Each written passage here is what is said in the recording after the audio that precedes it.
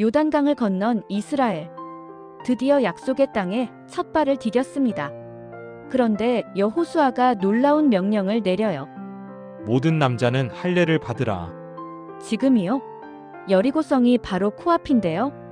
이것은 자살 행위나 다름없었습니다. 이스라엘이 자리 잡은 곳은 길갈이었어요. 이곳은 앞으로 가나안 정복의 베이스 기지가 될 곳이죠. 요단강을 건넌 기념비도 여기 세웠고 나중에 사울이 왕으로 기름 부음 받은 곳도 바로 여기예요.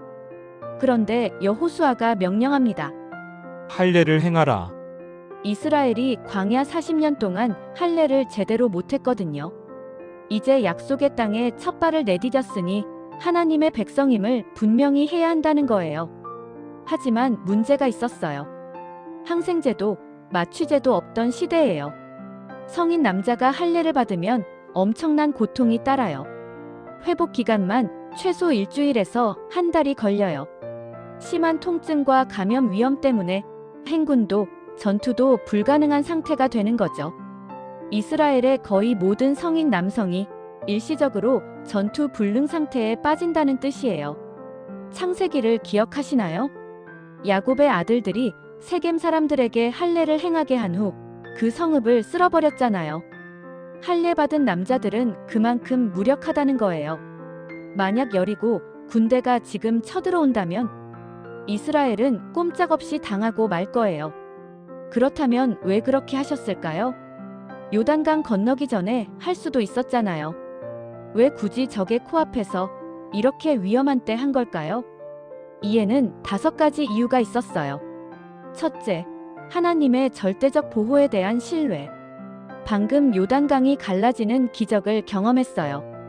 여리고성 사람들은 이미 두려워 떨고 있었고요. 하나님이 직접 보호하시겠다는 약속이었던 거예요. 둘째, 언약이 군사력보다 우선이라는 메시지. 군사적 안전보다 하나님과의 관계가 더 중요해요. 약속의 땅에 들어가기 전에 반드시 하나님의 백성으로서의 정체성을 확립해야 했어요. 셋째, 믿음의 훈련이었어요. 인간의 군사력이 아닌 하나님의 능력에 의존하는 법을 배우는 거죠. 가나안 정복이 이스라엘의 힘이 아니라 하나님의 역사임을 분명히 하신 거예요. 넷째, 적들에게 보내는 강력한 메시지. 생각해보세요. 적의 코앞에서 할례까지 받을 수 있다는 건 그만큼 하나님의 보호가 확실하다는 뜻이에요. 여리고 사람들은 더욱 절망했을 거예요. 다섯째, 완전한 순종의 요구. 계산된 순종이 아니에요. 위험해도 이해가 안 되어도 무조건 순종하는 거예요. 그리고 정말로 기적이 일어났어요. 이스라엘 남자들이 회복될 때까지 여리고는 공격하지 않았어요. 아니, 공격하지 못했어요. 하나님께서 그들의 마음을 꽁꽁 묶어버리신 거예요.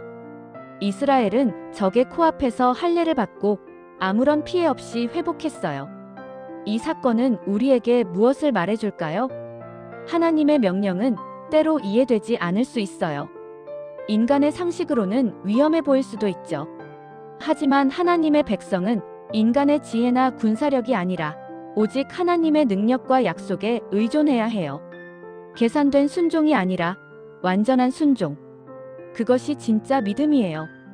이 영상이 도움이 되셨다면 좋아요와 구독 부탁드려요.